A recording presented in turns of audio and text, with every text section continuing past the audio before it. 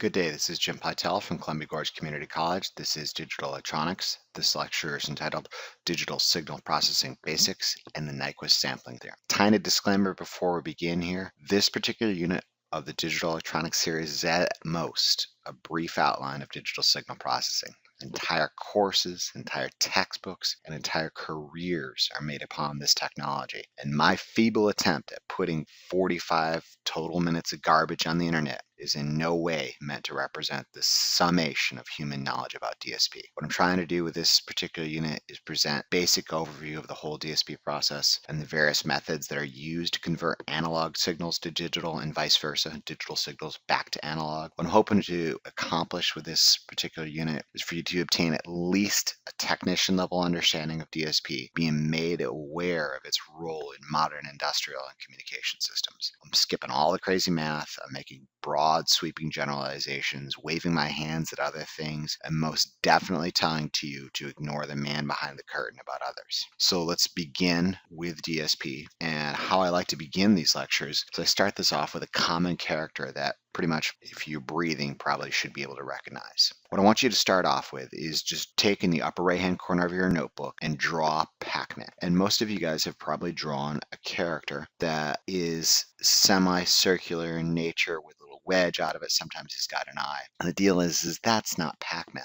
That's your idealized representation of Pac-Man. Over here in my upper right hand corner of the screen is the actual Pac-Man as displayed by your 1980s era Atari or whatever game system. Notice how he's pixelated and blocky. However, it's close enough to round that your brain perceives him as such. And that's the point of digital signal processing. It's to represent analog data as an approximated digital version, or vice versa, to represent digital data as an approximate representation of an analog signal that it's close enough. And the reason why we're doing this, there are certain advantages, and they kind of go back to those beginning advantages I talked about digital in the first place. Okay, so the advantages of converting some naturally occurring analog signal to digital form, you could potentially remove unwanted noise. We could potentially increase or reduce the amplitude of certain signals. You can encode that digital data for secure transmission, say for example a cell phone. You can detect and correct errors. You can perhaps store that digital data a little bit better. And like I said, you're going right back to the very most basic lecture that I talked about in digital electronics in the first place. Why are we using digital in the first place? Because these basic advantages. It can be processed, stored, transmitted, and reproduced more accurately and reliably and easily. That's the reason why we're taking this analog data, converting it to digital in the first place. There is a certain basic block diagram to understand DSP, which I've got written right here. I've got a certain analog signal coming in on the left, and it's being put into an input filter. So say, for example, there is this naturally occurring analog signal that has a spurious high-frequency noise that you do not want included. Say, for example, you would want to just go ahead and put in a low-pass filter, get rid of that high-frequency noise. Because there's no sense including it in your data set if it's something you don't want to begin with. So there's this input filter getting rid of something that you may not potentially want to include. This next block here is what's known as a sample and hold circuit. Okay, the sample and hold circuit is basically taking that smoothly varying analog signal, which I've represented right here on the left-hand side with this red. And basically the sample and hold circuit at a certain frequency, it is sampling, i.e. looking at that analog data. And in between the times it samples, let's say it looks at the data right there, right there, right there, right there, so on and so forth. Basically, it is sampling at that point and it is holding it at that value until the next sample occurs. Because I know these things are smoothly changing over the period of time. However, there is a certain frequency at which we are sampling. Okay, so it's sampling that data, holding it at the value it was sampled at until the next sample occurs, at which point it goes on to this thing called an ADC. This is really kind of the heart or the first steps of digital signal processing. Okay, what is an ADC? It's an analog to digital converter. So ADC, analog to digital converter. And it's using that sampled positions, and what it's doing, it's quantizing it. So what does quantization means? It's assigning binary value to those analog inputs. So again, quantization is basically assigning a binary value to those analog samples. And what I've drawn here on the right-hand side is a quantized representation of that same analog signal. So where we have given, these are supposed to represent binary values. Okay, these are supposed to represent binary values here. In our particular case, what we've got is a 3-bit quantization of that analog waveform. Let's say, for example, this is a digital multimeter. It's sampling voltage levels smoothly varying at a certain periods of time, and it's assigning a binary value to each one of those, at which point this binary data is now being fed into this DSP. What is a DSP? It's a digital signal processor, very similar to a microprocessor, except it's handling some pretty advanced math at an incredibly fast rate. I mean, think about a varying voltage signal. Every 16.67 milliseconds, it's gone through its entire sequence from high positive back to zero to low negative back to zero. You've got to sample that at an incredibly fast rate. Think about speech, think about music. All these things are occurring in real time. That digital signal processor is having to keep up with that. And what is that digital signal processor doing? Well, it's processing it, storing it, transmitting, and or reproducing that analog data, removing unwanted noise, basically all those advantages. That's what the digital signal processor is doing.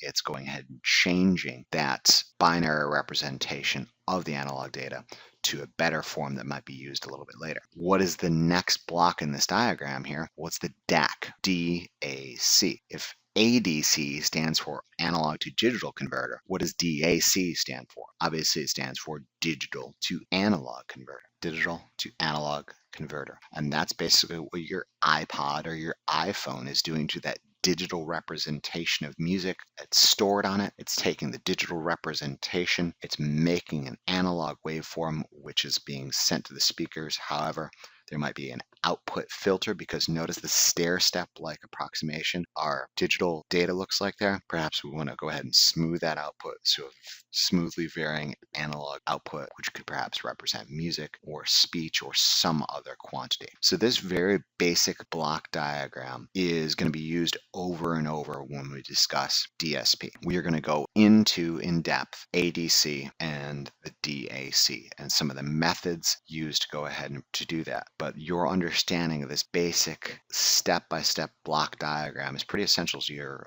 understanding of DSP. So I've only briefly mentioned this concept of sampling and frequencies. And I've also told you that, okay, I'm going to go ahead and forego the crazy math. All right, we do have to actually discuss some of the crazy math, and how we're going to do this is actually in a pretty easy method to discuss the Nyquist sampling theorem. So we're going to go ahead and discuss some pretty crazy complicated math in the form of what's called the Nyquist sampling theorem. We're going to have Lassie, the world's most famous dog, present it to you. So to set up the joke here, what we've got is Lassie laying by the road asleep, and Farmer Brown revs up his big old pickup truck and takes off for work. And as he makes the turn going into town, he looks at Lassie and sees that she's asleep. As soon as the dust from Farmer Brown's pickup truck disappears over the hill, Timmy falls in a well. So what's Lassie do? Lassie responds to his cries for help, goes ahead, saves him, pulls him out of the well, gets him back inside the house. She lays back down and tries to get a nap. 2 seconds go by. Timmy's in the medicine cabinet. He's ingested a bunch of codeine. So Lassie's got to run inside, go ahead and get the codeine out of Billy, and perhaps administer first aid, CPR, perhaps even use an AED. And now Timmy's doing fine. She puts him on the couch. She goes back out, lays down, tries to take a nap. Pretty soon, Timmy gets into the gun cabinet, and he's shooting wildly in all different directions. Lassie goes ahead, calls the SWAT team, gets the SWAT team in there. They subdue Timmy. And then finally, Timmy's a little bit tired from today's activity, falls asleep. And then Lassie goes back out to the driveway and falls asleep again. At which point, Farmer Brown comes back from work. And as he's making a turn into the driveway, he sees Lassie asleep by the driveway. He looks at her and he says, "Lazy dog." Point of that joke is Farmer Brown did not sample Lassie at the correct frequency. He only looked at her 2 times during that day.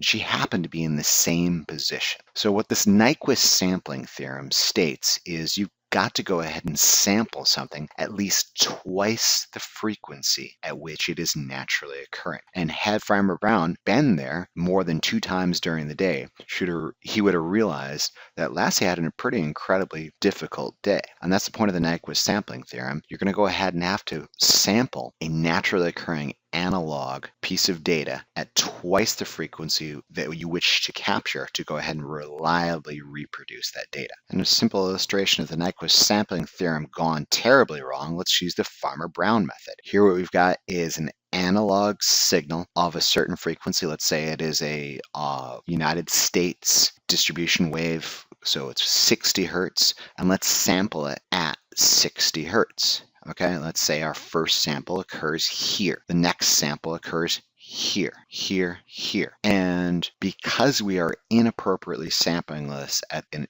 inappropriate frequency, very clear, you're like, oh, it's obviously a 170 volt DC signal. You get the point here? It is not a DC signal at 170 volts constantly, because it is taking a value from 0 to positive 170, back to 0, down to negative 170 with an RMS value of 120 volts. So that is a misapplication of the Nyquist sampling theorem, very clearly demonstrating that it is being aliased.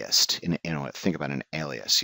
It is a disguise. Okay, it is not a DC signal. It's in fact an AC signal. And this misapplication, this Farmer Brown method of just looking at it not with the correct frequency, you're going to get all sorts of bad values. Let's just say, for example, our first sample is right there. Let's do that one in blue. Our first sample is right there, right there, right there. If you're occurring at that 60 hertz frequency, you're going to say, okay, it is obviously a certain DC value, and it's not.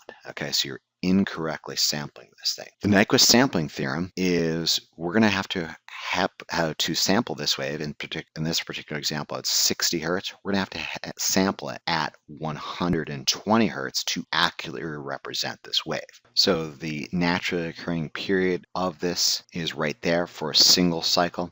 So let's say we sample there and there. What we're getting is a positive maximum, a negative maximum. It is not exactly the prettiest rendition, of a wave, but if we know that we are sampling a sine wave to begin with, we can accurately recreate that sine wave, knowing that it peaks out at a certain value and bellies out at another negative value. There are advantages perhaps of sampling at an increased frequency because you could potentially gain better representation of it.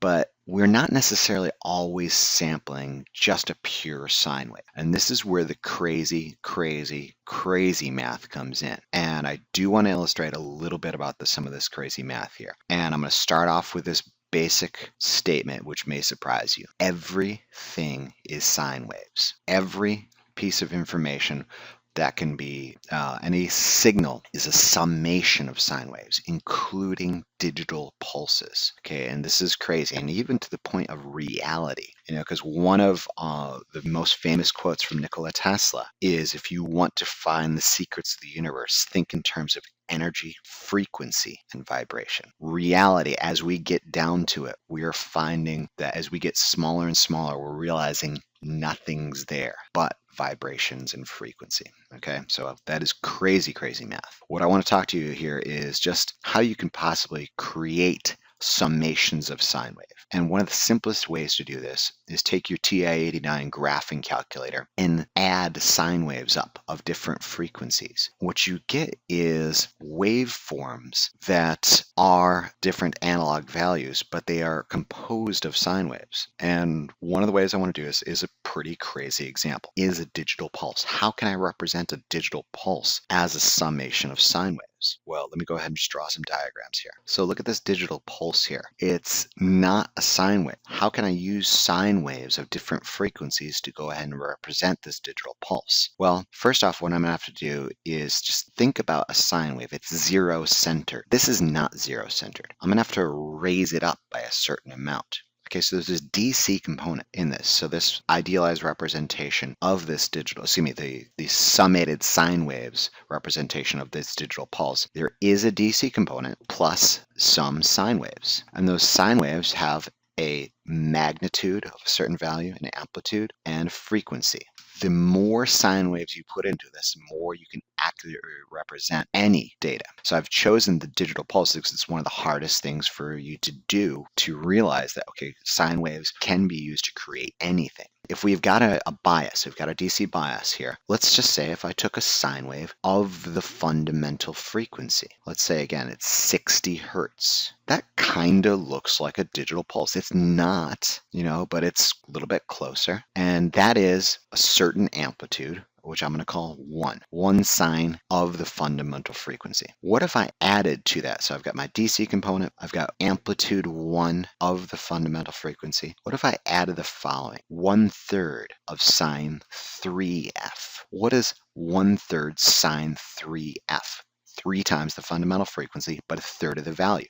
Well, think about it. If this is the full period with an amplitude of 1, what is 1/3 of that? Well, it's obviously going to be maxing out and minimizing out 1/3 of it, but it's going to go through 3 full cycles in that same period. And when you add 1/3 sine 3 times the frequency to 1 sine 1 frequency, believe it or not, what you're getting is kind of something like this. Does that look a little bit more pulse-like to you? And I know I'm messing it up. Like I said, I'm waving my hands at certain things here. And now continue to add components. 1/5 sine of 5 frequency, that summation of that DC component, the fundamental frequency, 3 times the frequency, 5 times the frequency, what you're getting is a little bit closer to that pulse. Add 7 times. You're still going to get a little bit of an overshoot and ringing there. You're going to get closer and closer. This is the point. What I'm trying to say is everything is sine waves. And now when I say that the Nyquist sampling theorem, you have to do 2 times the highest frequency which you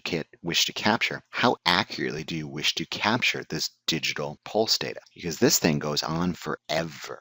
And this is what I'm saying about there's some crazy math here. Don't worry about the crazy math, but realize that everything is a summation of sine waves. I would have to go on forever and to accurately, truly represent clear digital pulse. However, can I go twice the frequency of forever? No, the answer is no, you can't. There's a practical limitation to these. So you're going to get a idealized representation. Your Pac-Man can never be the truly analog version of Pac-Man, but it can get pretty darn close. Now that I've done an incredibly complicated example, you should realize that everything can be presented as sine waves. Think about the audible range for human speech. There's a certain frequency low and a frequency high that can occur. Why would you ever sample something out of that range if it's not going to be heard to begin with? We've got this range right here, and do not quote these things. These things, I'm just doing these things off the top of my head here. If I remember right, like the human hearing response is around 20 hertz, if I remember right, maybe even lower, 6 or 8 hertz, up to 20 kilohertz. That's human hearing response range.